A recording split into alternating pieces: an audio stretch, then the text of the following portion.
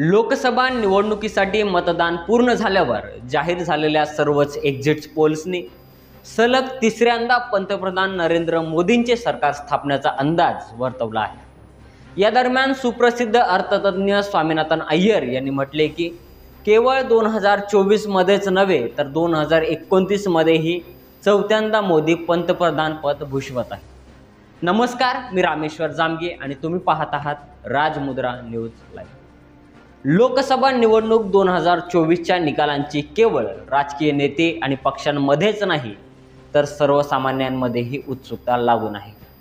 1 जून रोजी 7व्या आणि शेवटच्या टप्प्यात मतदान प्रक्रिया पूर्ण झाल्यावर जाहीर झालेल्या एक्झिट पोलच्या आकडेवारीनुसार केंद्रात पंतप्रधान नरेंद्र मोदींच्या नेतृत्वात भाजप विजयाची हॅट्रिक करण्यासाठी सज्ज असल्याचे संकेत दिसत आहेत। पण निवडणुकीचे संपूर्ण निकाल लागल्यावर अंतिम चित्र स्पष्ट होईल। या दरम्यान तिसऱ्यांदा निवडणूक जिंकल्यानंतर नरेंद्र मोदी 2029 मध्येही चौथ्यांदा पंतप्रधान होतील अशी शक्यता सुप्रसिद्ध अर्थतज्ञ स्वामीनाथन अय्यर यांनी व्यक्त केली। अय्यर म्हणाले की सरकार स्थापनेनंतर अर्थसंकल्पीय अधिवेशनात अनेक मोठ्या घोषणा केल्या जाऊ शकतात, ज्यामध्ये घटना दुरुस्ती शक्य असून सरकार NRCच्या दिशेने पुढे जाऊ शकते। याशिवाय अर्थतज्ञांनी पुढे म्हटले की पंतप्रधान रेवड्यांच्या बाजूने फारसे नसल्यामुळे त्यांच्यावर हातोडा चालवला जाऊ शकतो। त्यामुळे पुढील अर्थसंकल्पात कर दरात फारसा बदल होण्याची आशा नाही। भाजपला केरळ आणि तमिळनाडूत फायद्याचे संकेत दिसत असून लोकसभा निवडणुकीचा शेवटचा टप्पा संपल्यानंतर एक्झिट पोलमध्ये भाजपच्या नेतृत्वाखालील NDAला प्रचंड बहुमत मिळण्याचा अंदाज असून सत्ताधारी आघाडी NDA तमिळनाडू आणि केरळमध्ये खाते उघडेल तर कर्नाटकात पुन्हा एकतर्फी विजय मिळवेल असा अंदाज वर्तवण्यात आला आहे।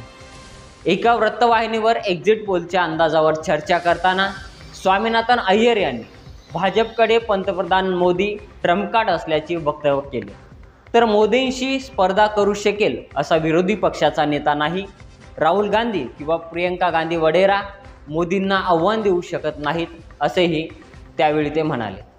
ज्या पद्धतीने ते निवडणुका जिंकत आहेत, मोदी तिसऱ्यांदा नव्हे तर चौथ्यांदा पंतप्रधान होतील आणि विरोधी पक्षात नेतृत्वाची मोठी अडचण आहे यात शंका नाही असे अय्यर म्हणाले। याशिवाय स्वामीनाथन अय्यर यांनी आगामी अर्थसंकल्पाचे धूसर चित्रही मांडले। त्यांनी म्हटले की अर्थसंकल्पीय अधिवेशनात अनेक मोठ्या घोषणा केल्या जाऊ शकतात। पंतप्रधान नरेंद्र मोदी फिब्रिजच्या रेवडी फारसे बाजूने नसल्यामुळे ते कमी करण्याच्या दिशेने सरकार पावले उचलली जाऊ शकतात। तसेच कर दरातील बदलाकडून लोकांनी मोठ्या अपेक्षा ठेवू नयेत। तर तुम्हाला काय वाटतं, उद्याच्या निकालात भाजपचे 400 पारचे स्वप्न पूर्ण होईल का?